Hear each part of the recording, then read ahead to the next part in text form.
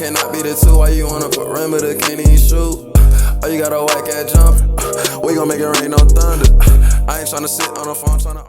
All right, let's talk about it. So I think every week I want to get on here and talk about first things first, Mahomes Mountain, and I want to do Knicks tiers as well. I'm not going to go through the whole thing because no one really cares about any quarterback that's not in the top 15. So we're going to talk about the top 15 quarterbacks, at least per Mahomes Mountain, per Nick Wright, and first things first. So obviously, Mahomes is number one. There's no question about that. He wasn't spectacular in week one, but he did exactly what he needed to do in order to win the game. I know one touchdown, one interception doesn't seem very good, but it is. I promise you it is. That pick, I don't want to say it wasn't his fault, but picks are created differently. Let's say that. The pick he threw, if you saw it, he was pressured. The pocket was collapsing, and then he just threw a pick to Roquan Smith. No wide receiver was in the area. It's not like he was trying to make a play. It just didn't work out for him. When it comes to Josh Allen, I would say Josh Allen was the second best quarterback in the league in week one. Not only did he have 232 yards through the air, but he also had quite a few yards on the ground, 9 for 38. I'm looking at the box score right now. But the box score really doesn't do him justice, other than it shows how many completions and attempts. And by the way, he had a 137 passer rating, 18 for 23. It was a wonderful game from Josh Allen. We do expect this from him for the whole season because he's going to have to put the team on his back when it comes to passing and rushing. The only thing is he didn't make any mistakes this week. He usually has not a lot of turnovers, but he can give the ball away sometimes, some reckless plays. He did have one reckless play when he jumped into the end zone. He went over a defender to do that, and now he has a wrap on his hand. I don't think they have him down as an actual injury, but that's something to look into for the rest of the season. This is my first issue. Matthew Stafford being this high. Do I think Matthew Stafford had a good game? Yes, of course. He went 34 of 47. I mean, 34 of 49, excuse me. 317 through the air, one touchdown, one pick. Is that a good game? Yes, I think that's a good game. Was it better than what Lamar Jackson did? I disagree. I think Matthew did have his weapons missing. I know Puka Nacua got injured. I know he was out a few offensive linemen, but I would not compare that to what the Ravens did. Well, what Lamar Jackson did. I know he only went 26 of 41, 273 through the air, but you got to see what he did to the ground as well. 16 carries for 122 yards. Now, me personally, I don't want Lamar Jackson running that much, but it was effective. He did what he was supposed to do. He tried getting his team to win the best he could. I understand that he did miss a throw at the end of the game. There was some discussion of that. A couple throws that could have been hit to Isaiah Likely. That one to Zay Flowers really hurts. But all in all, I think Lamar Jackson played an excellent game. He could have been more accurate with the ball. I am not arguing that point, but I don't think Matthew Stafford played a better game than Lamar Jackson this weekend. My next three, so my row three would go something like what he has it, but mine would go Stroud, Matthew Stafford, drop Matthew Stafford down, and then give me Baker Mayfield. And here's why. We know what Stroud did: 24 of 32, 234 yards, and two touchdowns, no picks against the Indianapolis Colts. It's a beautiful game. I think that's just amount what I need him to do every week. 3 touchdowns would be nice, obviously. But the reason why I'm not having Joe Burrow or Dak in that row is because Dak didn't do enough for me.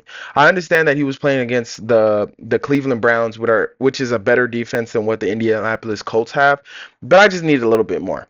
Dak went 19 of 32, 179 for yards, and one touchdown. If he was somewhere in the 200-yard range and two touchdowns, I could give it to him because, again, I believe the Browns are a really good defense. At least they were last year.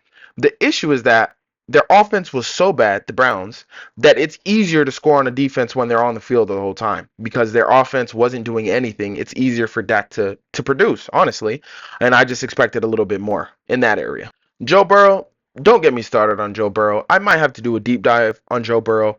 I'm one of those people that think he's living off the Super Bowl. Now, I'm not saying he's not a bad quarterback. If we were to draft, he'll probably go 4 or 5, maybe 6 at the lowest, but I'm not a huge fan of Joe Burrow. The aura, absolutely, he has the aura. But when we're talking about football play, I don't know. Because against the Patriots, he did go 21 of 29. Very nice. But he was dinking and dunking because it was 164 yards. And mind you, his team scored 10 points against the Patriots.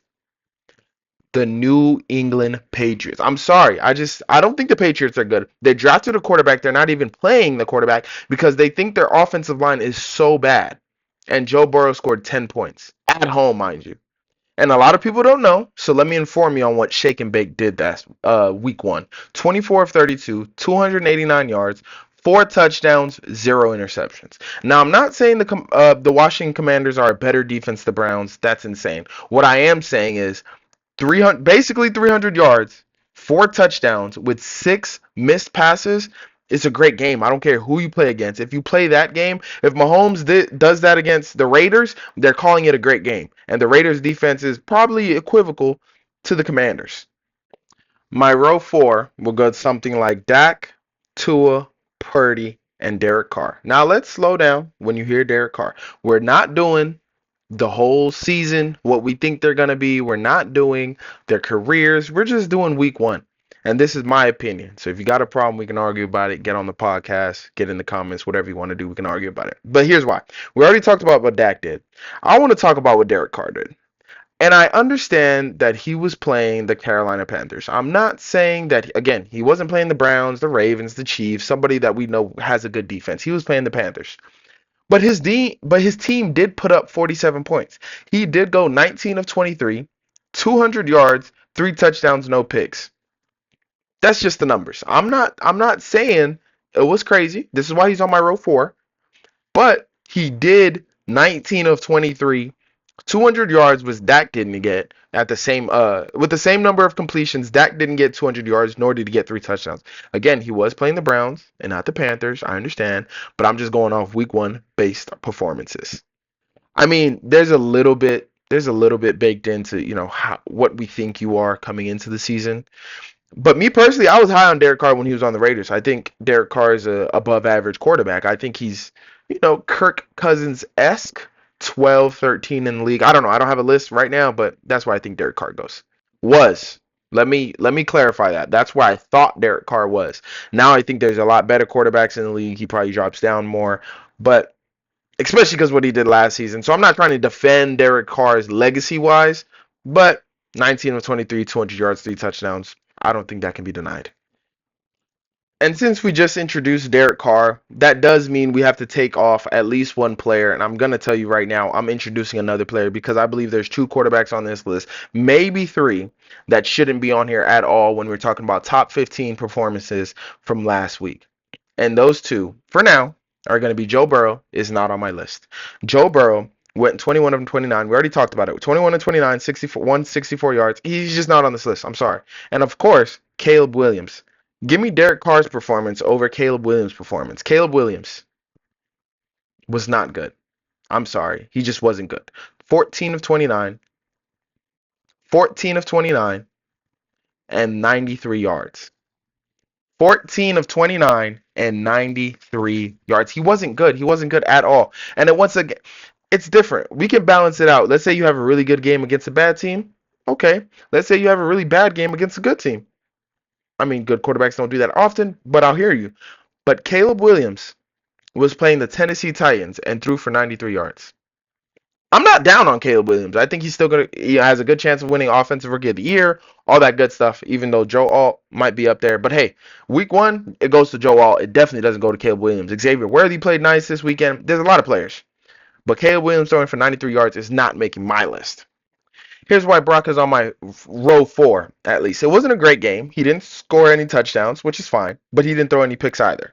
He went 19 of 29, 231 yards, but I will say this. I did think the Jets were going to be a better defense than, what the Jags are or what the Bills had or the Cardinals had, whatever the case is. So I did think the Jets coming into the year had a better defense than expected or than average. Let's say that. Top 10 defense, we don't know because there's too many top 10 defenses. But all I'm saying is I watched that game and I saw Brock Purdy play. There was a few touchdowns left on the board. Brendan Ayuk did drop a beautiful touchdown in the end zone. And I just think Brock did what he needed to do in this game. And he's just good. I'm not too high on Brock Purdy, but I am higher than most on Brock Purdy because most of what I hear is Brock Purdy is a game manager. I think he's a little bit better than a game manager. I wouldn't call him elite, but I think he is a good quarterback.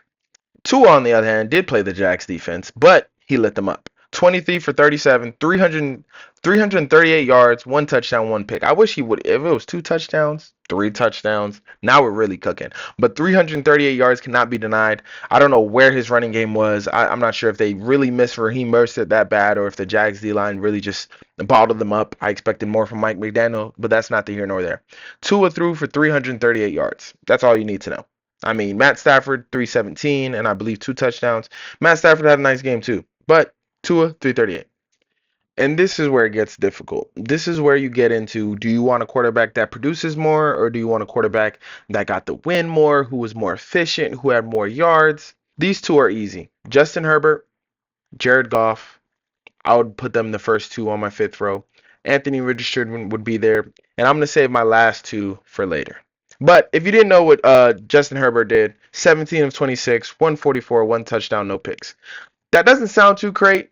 It wasn't. But the way they were running the ball, he didn't really have to do much other than not turn the ball over. He was efficient enough through the air, only missed 6 completions. I think that's, a great number right there to miss. J.K. Dobbins, just so that you know, J.K. Dobbins went 10 carries for 135 yards. He averaged 13 and some change against the Las Vegas Raiders. Just letting you know. Goff, if you didn't know what Goff did, he had a mediocre game as well. He did throw a pick, 1-1 TD interception ratio, 18 of 28, 217 yards. It wasn't bad. He didn't lose the game. I think he was pretty good through there. I think they did have a few drops. I feel like all the quarterbacks played down week 1, but I did think Jared Goff deserves to be in that last row. Anthony Richardson is an interesting one. He went 9 of 19. He had 9 completions. It wasn't good when it comes to the completion rate, but he had 9 completions for 212 yards, 2 touchdowns, 1 pick off 9 completions. And that's insane. He was throwing bombs all around the field. And by the way, he did go 6 carries for 56 yards. But the 9 completions for 212 yards is a lot. It's just a lot of yards. I couldn't dismiss that. And considering his team only lost by 2 points to CJ, I just thought that was noteworthy. Here's where I take the Prince off as well. Joe Burrow, Caleb, and Trevor Lawrence did not make my list personally. Jaden Daniels replaces Trevor Lawrence. Jaden Daniels went 17 of 24, 184 yards, no touchdowns, no picks, through the air at least, but he did have 16 carries, too many carries, 88 yards, and 2 touchdowns on foot. So, although his team did get basically blown out by Shake and Bake, Shake and Bake did throw 4 touchdowns. I think Jaden Daniels was the most impressive rookie in week 1, at least from the quarterback perspective, because Joe Alt, again, had a great game against Max Crosby. Last but not least, this was rough for me, but I was really looking at box scores. I watched all the games. You can see all my reactions to them, so you know I'm not just going off box scores. Gardner Minshew went 25 of 33, 257 yards, 1 touchdown, 1 pick. Now listen, he wasn't the problem. He wasn't the reason the Raiders lost. At least I don't think so. The reason the Raiders lost was I believe they're outmatched, they're out-talented, but they couldn't stop the run. Gardner Minshew with a good coach, which I don't know if Antonio Pierce is a good coach, but Gardner Minshew with good coaching is a decent player. You saw what he did last year for the Colts. You saw what he used to be. I believe it was for the Eagles. He's just all right. He gets the job done more than not. I would say he's Jameis Winston level, and he's starting and Jameis is not. So what does that tell you? 25 for 33, 257 yards, and that is the end of my Mahomes Mountain. Thank you for watching this video. I truly appreciate any tips, tricks, advice you can leave down below in the comments. You can subscribe to my channel right here. You can get with me on TikTok and Twitter right here. And in this other corner, you should be able to watch another video. Until then, I'll see you around.